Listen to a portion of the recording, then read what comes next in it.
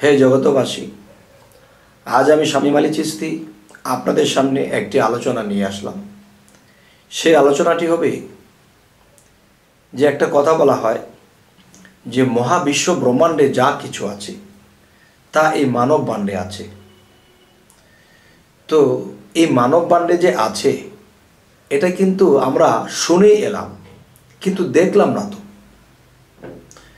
আচ্ছা, তাহলে একটা দেখা হলো যে বাহির থেকে কেউ একটা বিল্ডিং দেখিয়ে দিল, 20 তলা বিল্ডিং, যে নিচের ফ্ল্যাটে গাড়ি রাখা হয়, উপরের ফ্ল্যাটে মার্কেট, এর উপরের ফ্ল্যাটে মানুষ বসবাস করে, এর উপরের ফ্ল্যাটে এটা সেটা। তাহলে এটা বাহির থেকে বলা হলো। তো বাহির থেকে যে বলা হলো এটাও কিন্তু ভুল হলো না, কিন্তু প্র্যাকটিক্যালি যদি ওই বিল্ডিংয়ের ভিতরে ঢোকা হয় তখন দেখা যায় নিচে কি রাখে, উপরে কি রাখে, এর উপরে কি মানুষ থাকে না মার্কেট আছে, গেলে প্র্যাকটিক্যালি তখন সব কিছু দেখে আসা যায়। তবে আপনাদেরকে নিয়ে এই মার্কেটের ভিতরে তো এখন ঢোকা সম্ভব নয়। তবে এই 14 তলা দেহের ভিতরে কোথায় কোন স্তরে কিভাবে কি আছে আজকে বাহির থেকে আপনাদেরকে বলা হবে। তো বাহির থেকে যে বলা হবে, এখান থেকে কথা শুনে যদি কেউ নিজের জ্ঞানের ম্যাপের মধ্যে এঁকে রাখে তখন সে কখনো সাধনার দ্বারা এই দেহরাজ্যের 14 তলার ভিতরে যদি কেউ প্রবেশ করে তখন সে সেখানে সেই জিনিসগুলো দেখতে পাবে। আর এখন বলা হবে থিওরিক্যাল, আর সাধনার দ্বারা যিনি ঢুকিবে ভিতরে তখন হবে সেটা প্র্যাকটিক্যাল। মানুষের নাভির নিচের অংশ থেকে পায়ের তালা পর্যন্ত 7টি স্তর বা 7টি তালা, এবং নাভির অংশ থেকে মাথার তালু পর্যন্ত 7টি তালা, এখানে 14টি তালা। তবে বিস্তারিত দেহের কথা বলতে গেলে বহু সময়ের প্রয়োজন, তাই আমি উপর তালা থেকে আমি দেখা গেছে মগজে তার ঠিকানা, সিদরাতুল মুনতাহা মগজে তার ঠিকানা, এই পর্যন্ত আমি আপনাদেরকে নিয়ে একটু বাহির থেকে ইঙ্গিত করব। যেমন আমার যে মাজা বা আমার তলপেটের অংশের যে একটা এরিয়া আছে, সেখানে মুকরুন ফেরেশতার অবস্থান, সেখানে তিনি মানুষ বানানোর কাজে ব্যস্ত আছেন। এ হলো একটি বিষয়। আরো একটু উপরে যদি আসি, সেখানে দেখা যায় বায়ু, পিত্ত, কফ যে জিনিসগুলো সেটা আমাদের কলার নিচে এবং নাভির উপরে। এরপরে হলো যে আরো একটু উপরে যদি আসি, সেখানে আমরা 4th আসমান অনুভব করব। আর আল্লাহ কি বলেছে, আমি নিঘুম রাতে আমি 4th আসমানে এসে বসি, কার কি দরকার, কে কি চাবা চেয়ে নাও।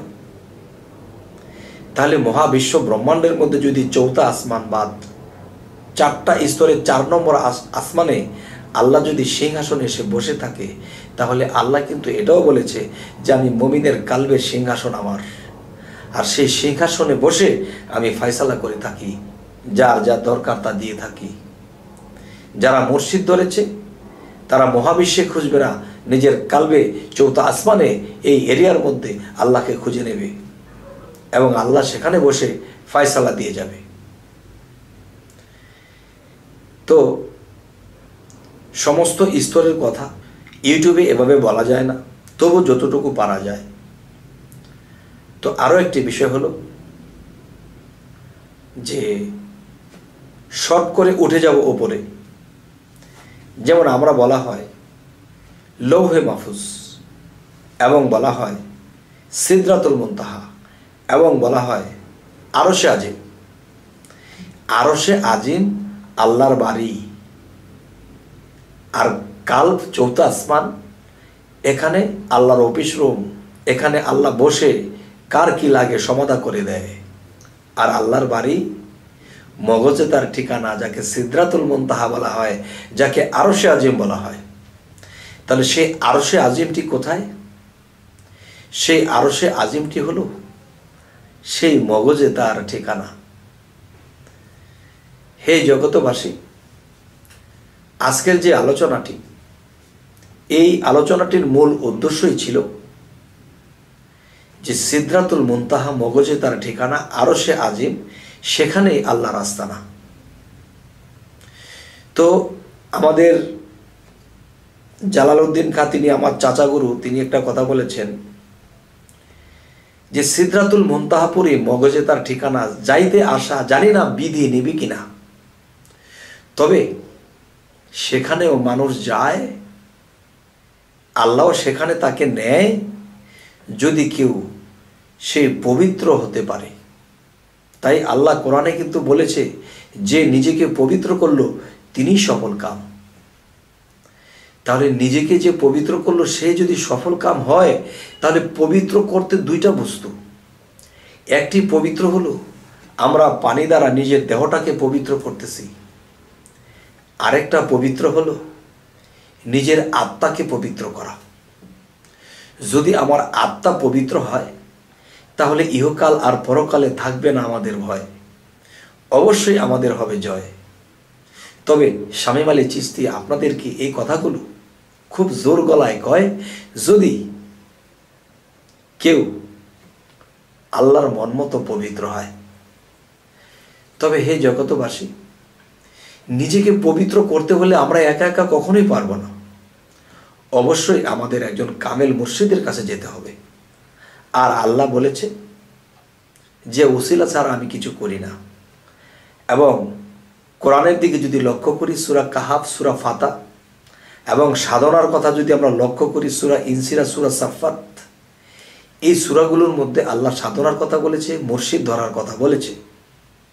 তো এখন দেখা যায় যে যতদিন পর্যন্ত আমরা মুর্শিদ না ধরব, ততদিন পর্যন্ত আমরা কখনো লাইন পাবো না।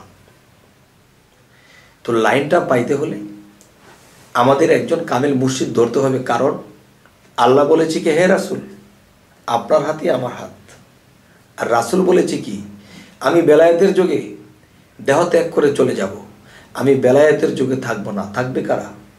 ওলিয়া উলিয়া কামেল পীর মাশায়েখ থাকবে।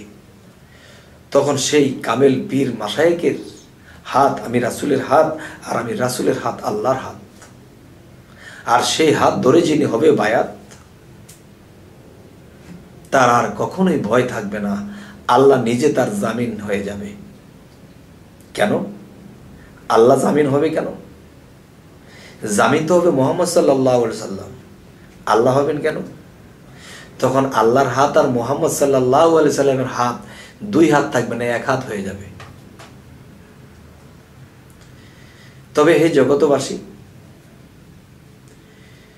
কথা বললে আরো দীর্ঘ হয়। অনেকেই দেখা যায় এই কথাগুলো অনেক দীর্ঘ হওয়ার কারণে বিরক্তিও বোধ করেন। তাই ছোট করে আলোচনা করেই আজ রাখলাম। তো আজকের আলোচনার শেষ ফিনিশিংটা কি হলো? শেষ ফিনিশিংটা হলো আরশে আজিম আল্লাহর স্থান, যা মানব দেহে আসলে মগজে তার ঠিকানা। তো আমরা আজকের পর থেকে সেই ঠিকানায় কিভাবে যাইতে হবে, কিভাবে সাধনা করতে হবে, আমরা তো বাবা জানি না।